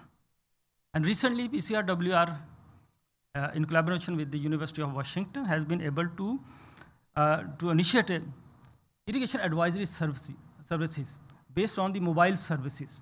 And this is the real-time data. And we have, in collaboration with the Asian Development Bank, we are developing water resources information system. The idea is to get all the data, all the information, all the knowledge at one platform so that it can be used by the other stakeholders. And recently, PCRWR, in collaboration with the other partners, they have been able to develop a national research agenda for the next 10 years. So these are some of the examples of the groundwater we have mapped. These are some of the example of the GRACE model we have used. These are some of the example of the soil physical and hydraulic property recently we have developed. And these are the example of the Indus telemetry system, which we are in the process of installing at the major canals of the Pakistan. So this is, you will see that this is a first kind of irrigation advisory services, which we are getting the data, real-time data from the NASA, and this data is being transferred into knowledge, and then we are transmitting this information to the farmers to when to apply and how much to irrigate, And you can see that one of the article has been published in the American Geophysical Unions, and that article has also been picked up by the Voice of America, and you can see, if you go to these links, you will find a lot of information, insight on this service. So these are a component of the water resources information system. So future knowledge frontiers. Because of you, we have to rush, because your coffee time is near to us. So there are some new knowledge frontier where we have to focus. Number one, topmost is the upstream, downstream linkages and provision of ecosystem services. Because the lower riparians, they always think they are demanding for the water without looking at the issues of the upstream users. The stock taking off, there is a lot of knowledge exists actually. there is need to take stock of all this existing knowledge and dissemination it to the real users. And as we know that climate change is now a reality, we need to take care of this, and we have to need to study its impact on the whole ecosystem.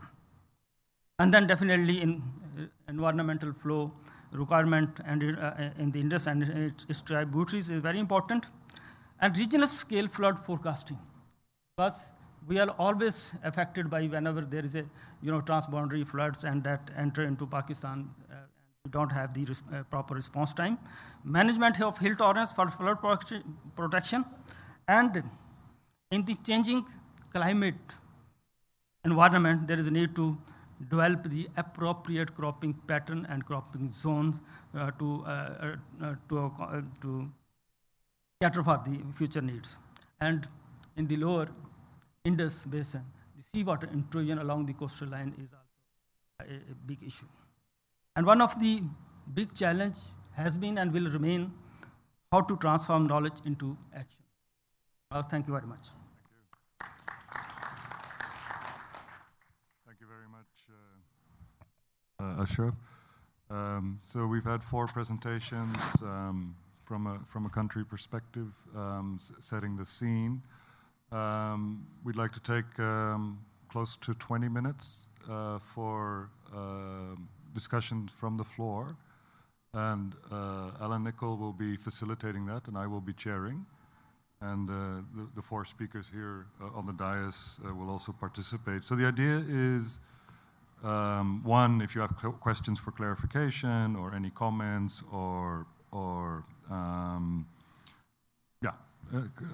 that's fine. There's space for that. But we would like to move a little bit further, also keeping in mind the overall objectives of the 2 days.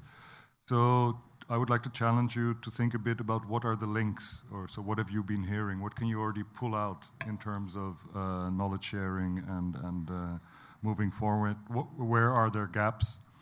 How to join up more? And what challenges to overcome in terms of the knowledge environment? And I wanted to ask, now my face is on the screen. I really liked your slide. So if we can have that slide again, the one you had on knowledge gaps.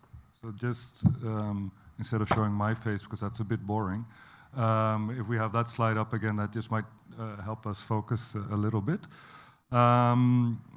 We will break at 11:11. I like that, 11:11. I really need coffee, and I want to talk to many of you because I haven't had a chance to say hello yet. So Alan, over to you, and I'll just chair here and see how things go. Yeah, and you can tell me to be quiet too if I talk to you. I will. So the rules of the game are, as usual, you put your hand up and you identify yourself. You keep your comment and your question as short as possible, as succinct as possible. And if you can, group your ideas and thoughts around your co-participants here so we have some thread to the discussion. That would be great. So let's see a show of hands. I know there's a whole room full of people wanting to speak. Yes, sir. Over to you. Hello. My name is Andrei Baranik. I'm Regional Environment Advisor, USAID. A few comments. I would like to highlight that knowledge sharing from USAID. We funded a lot of activities which have been mentioned here, projects. And we're also funding the CHERIS project, which looks into snow and glacier melts in high Himalaya and Tian Shan and Pamir. And the results of the model which we've developed to look into ice and snow will be made public available, and you can use it at the end of this year. So if you have any questions, we can direct you to various USAID-funded country-specific and regional projects. Great, so already more initiatives emerging in the room. Simon, over to you. Thank you. I was just interested to hear the presentations and the perspectives. So, sorry, Simon Langan from IASA, International Institute for Applied Systems Analysis. So a lot of the speakers talked about climate change as a pressure and a driver, and obviously we have the policy framework in the Paris Agreement, but very little was said about the other side, the Sustainable Development Goals, and I wondered if the panelists would like to comment on their own country's priorities in terms of the SDGs. Good point. Yeah, good morning. My name is Sharad Jain. I have a question to Professor Tong.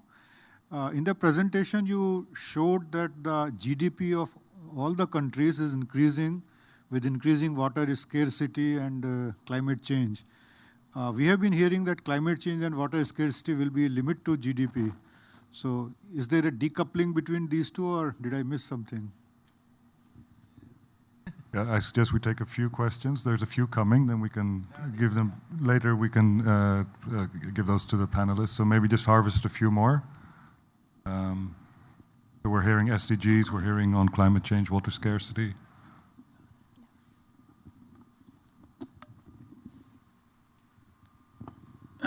Thank you. I'm Riaz from Pakistan. So from all the very informative presentations, but there is some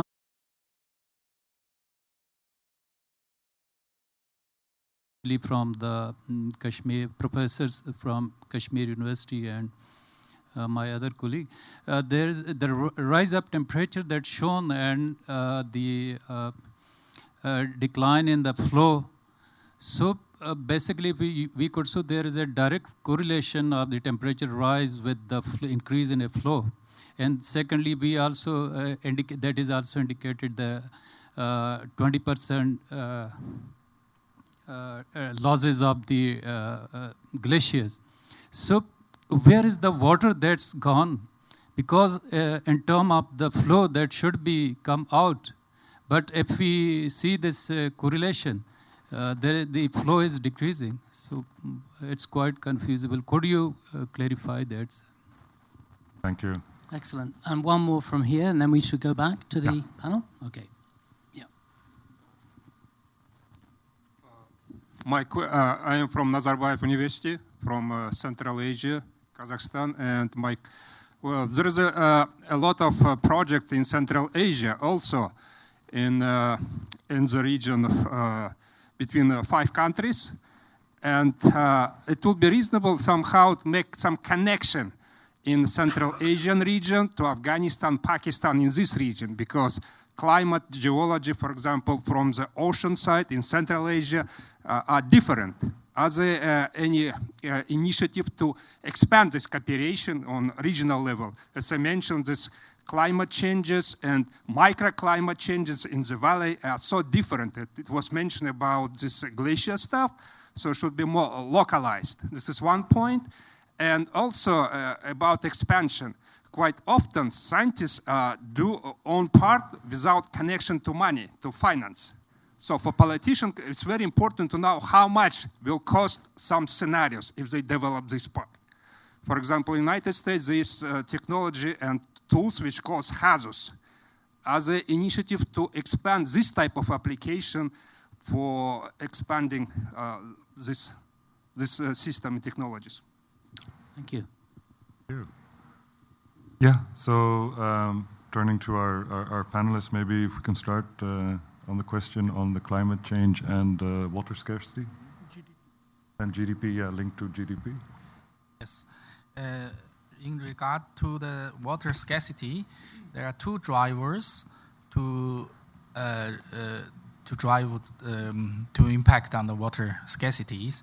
One is climate change, and they were highly impacted the water cycles and increasing the climate extremes, and also increasing the flood and drought frequency and intensities. In this aspect.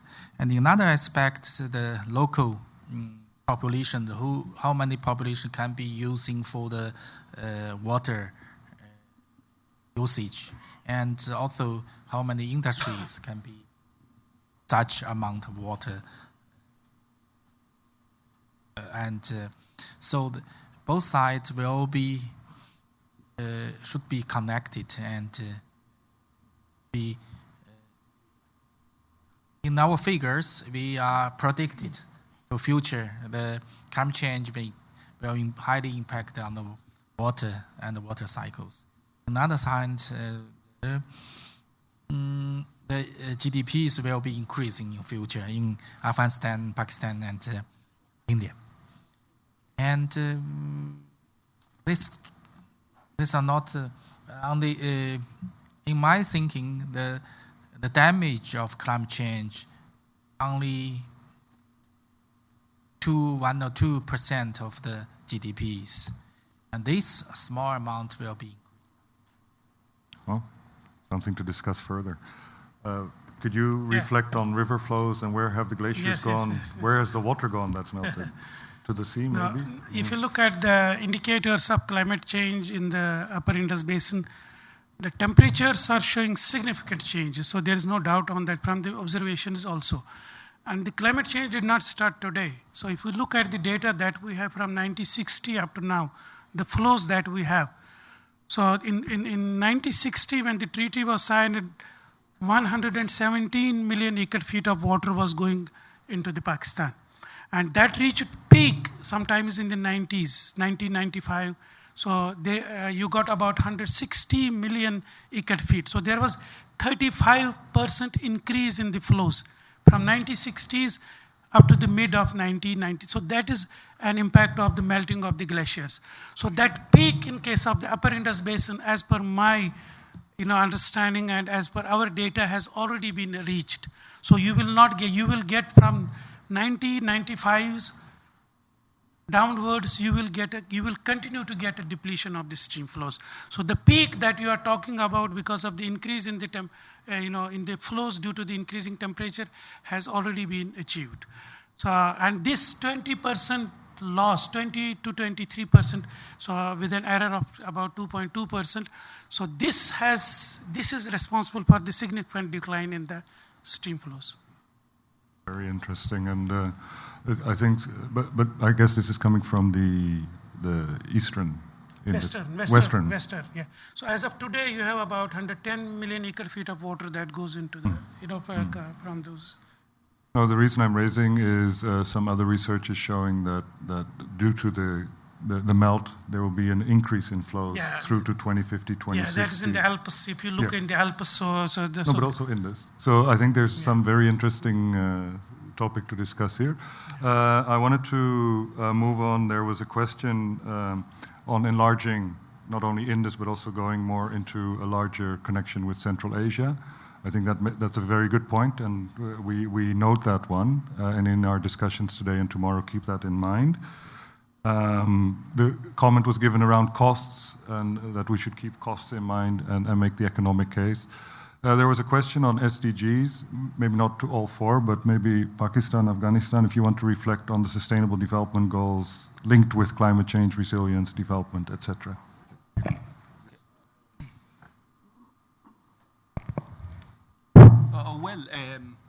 I think the issue of SDG and climate change is quite important to consider the aspect of climate change and water resources for sustainable management of water resources in the Indus Basin, particularly in the Kabul River Basin. The recent studies shows that more than 75% of water resources in the Kabul River basins flowing into Pakistan only during the 5 months.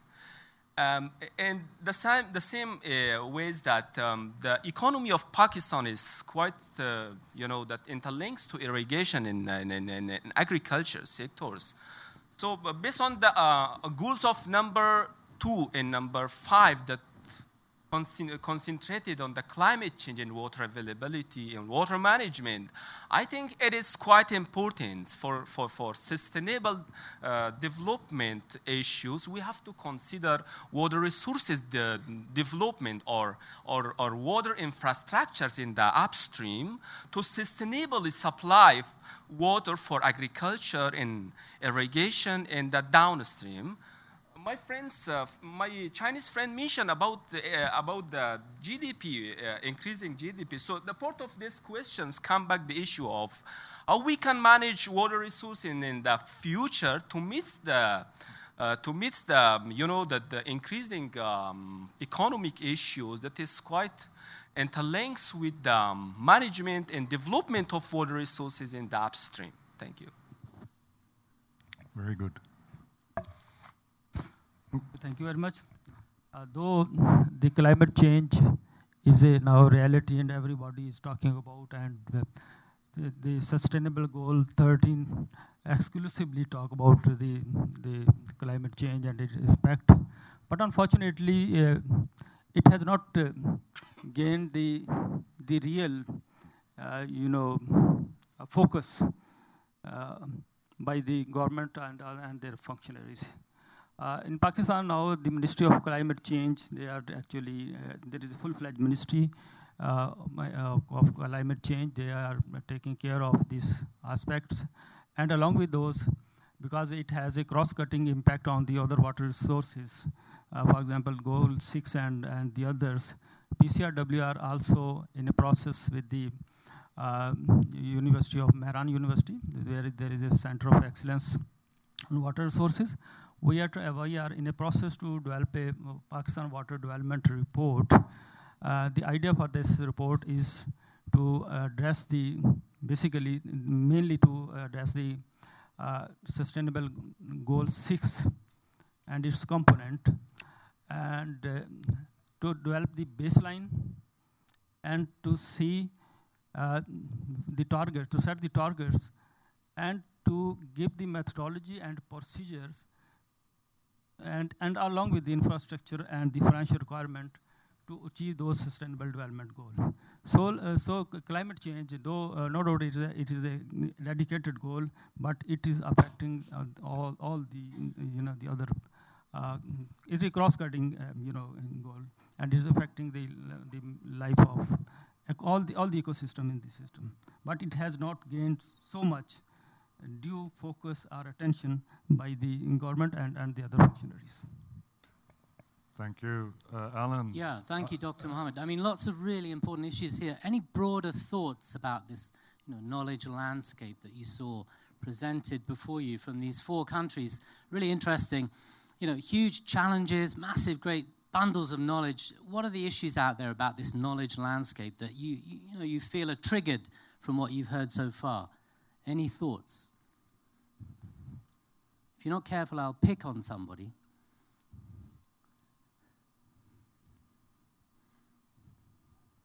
Any thoughts about the broader knowledge landscape that you've seen presented before you in these 4 presentations and the discussion? Yes, sir. Introduce yourself. Thanks from IMI for the gathering of us, especially in the one roof. I'm very happy to be here with you. But just I will start with one proverb of Afghani proverb, that's the upstream beggar is better than the king of the downstream. Afghanistan is a tower of the region. Unfortunately, we are not in the position to control, to restore our water during the wet season. Water is life in all over the world, but my country water is dead. During the wet season, the people are suffering from the flooding. But during the dry season, the people are suffering from the drought.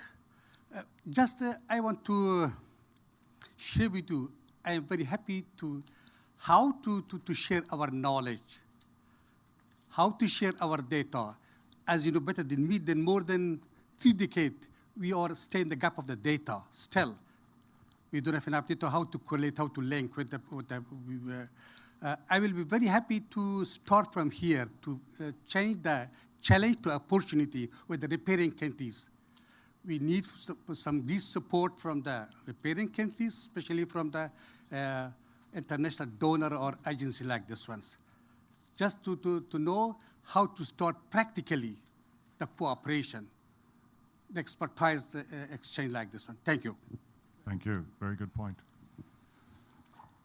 Okay, Christina. Thank you very much. Christina Leb from the World Bank. I just wanted to follow up on the point on sort of the risks of floods and droughts, and also the point Dr. Ashraf made before, that sort of this lack of a regional forecasting system. And I wanted to ask the panel on what you think would be the role of knowledge providers and the knowledge community in helping to establish sort of this regional forecasting on drought and flood risk, because that's sort of one of the key issues that really affects the populations in the basin upstream and downstream. Thank you. Thank you. 4 minutes left. One more question. Back to the panel. No? Okay, over to you. Yeah, thank you. So I'm hearing the point practically. How can we, start sharing that knowledge? So I hope by tomorrow, end of the day, we'll have a 10-point action, plan how to do that. So not asking the panel to reflect on that now, but let's all of us think creatively around that. The regional flood forecasting, crucial point, flood outlooks, droughts also, drought monitoring, how to share that information. Any of the four here want to reflect on that, or anyone in the audience want to reflect? Yeah, go ahead. I think it is very good question, the issue of data sharing, data and information sharing for conducting research. As I mentioned already, that the issue of the regional cooperations come back to the issue of data and information sharing. So that recently the government of Afghanistan is conducting to provide a policy of data and information sharing.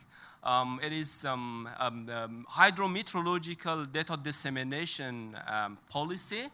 I think if it is in the on processing, maybe in the next coming months, the draft of this policy will provide it for the data sharing. We will consider that for a national national issue, how we can that's interact with the data users for the regional and global issue. We will consider that. So, but in the case of Afghanistan, so I think we have good data, but we have to work to develop this data's quality. And JICA project is Jaime project, working with the government of Afghanistan. Recently, we have processed more than 85 hydroclimate stations data, including 12 parameters. I think it is good news for the regions for the data and information sharing. Thank you. Thank you. Less than 1 minute left. Quick look. Yes, both. Yes, go ahead. Shakil, please. I just wanted to add to it. The data sharing has been a very difficult issue across the basin in the Indus. But as far as the disaster, let us say flood forecasting is concerned, any of the flood early warning systems requires real-time access to the data. And it is going to be a challenge. It is going to continue to be a challenge in the future also, because the sharing of the flows data has been a little bit, we have not been able to make any headway on that. So I believe that as far as the drought, forecasting or monitoring is concerned, because based on the remotely sensing input data, we can, that is being done nationally, and that could be, exported and extrapolated to the basin scale. I just want to answer Christian's questions, and I think the most important to provide the knowledge sharing for the early warning systems is the building the trust between the readers or users and forecaster or early warning signals provider. In our experience in China, in last 10 years, we are in China meteorological metricians building county levels based risk-based early warning systems. Now we are every counties in China. We have 2,500 counties has established such systems, early warning systems. But we still have such. We are changing our signals. We have 4 levels early warning signals, but if we send it, we are facing the same problem. So if we send it such signals, and our readers or users, in one hand, they are not understandable for the signals, what's the meaning of signals, and in other hand, they have no knowledge how to make a reaction or response for these signals. So we should, our government or meteorological metricians or China metricians, we should put a lot of thought to building the trust of the knowledge sharing transfer the knowledge sharing from the more scientific based to the normal users. This should be very important. Okay, we are running out of time. I wanted to reflect on this. So is this question or comment related? Very short comment. Comment, right? please. Very short comment. Please go ahead. In Pakistan, just I want to point out that we are putting all kind of data of the rivers, main canals, even up to the sub-minor level on the website on a daily basis. You may say that a data of about more than 7,000 sites are disseminated on the website on a daily basis. During the floods, we really face the problem, especially on the river Chenab and the river Jhelums, when we are not receiving the data from the upper riparians. And on the river Chenab, we just received the data just 4 hours earlier before reaching the flood of the Amrala. And similar is the case with the Jhelum. Even if we want to obtain the data of the dams on the eastern rivers, we have to use the IP addresses of the different countries rather than the IP address of the Pakistan to actually know the live storage capacity of the dams of the eastern river. These are the real problems which we face during the floods. Thank you. And I think, thank you, Christina, for raising this. So this is really crystallizing into one of our 10 action points, is how can we bring the 4 countries together around flood forecasting, flood outlooks. There has been efforts in the past. The HKH High Cost Project has invested quite a lot, mainly with Pakistan. I'm looking to Arun for some help. I'm forgetting if Afghanistan was also part of that. But also, yeah. So I think that would really be good because it's a low-hanging fruit and it immediately tests the willingness, as you were saying, how can we build that trust? And floods are very clear-cut case that it's something that we all need to be preparing for, especially in this climate change scenario, showing more extreme events, a doubling in the number of extreme events in the Indus, upper Indus, in terms of floods going forward. So quite significant challenge. So with that, I'm giving the final word to our overall boss, and then we go for tea. But before doing that, I want to thank my panelists and thank you. And my apologies, we are a few minutes late, but more or less in time. So with that, Jeremy, you get to have the final wrap on this one. Okay, thanks to the panel, and Flip, thanks for facilitating. I just want to respond quickly to Christina's point on the drought monitoring. That IMI is working with WMO and GWP on the drought monitoring and forecasting program for South Asia. And I think my colleague Salman Sadiq over there, if you're interested, can help to show you around that if you're interested. Thank you. Thank you, Jeremy. And I think it's Alan who's going to do the wrap. No, it's 3 announcements. So you're all voters in this room, yeah? Do not lose your right to vote. So get online. Please use the link that Emma Jota provided and vote. And, this will be an ongoing process. So get used to it over the next 2 days. Please, we've had about, I think, 20 or 30% so far. We want to get to at least 70%. Of participation. The other thing is some of you are going to be interviewed by some members of the IMI team, and there's a roster over there, I believe, on the pillar, or it's in the room on either side. Check your names off against that roster. There's a time slot at which you're required, I think, but it's a kind of cooperative process to be available for an interview, a short interview with our staff member here, Farah and others. And the final thing is Simon is doing an evaluation with his team members here from IOD Park on behalf of DFID, and they'll be in the room. And I think a little bit later on, Simon may just say a few words about this. But I think if you get between Flip and his coffee, then we'll have a situation in the room. So thank you very much. Thank you, Alan. And see you back at 11:45.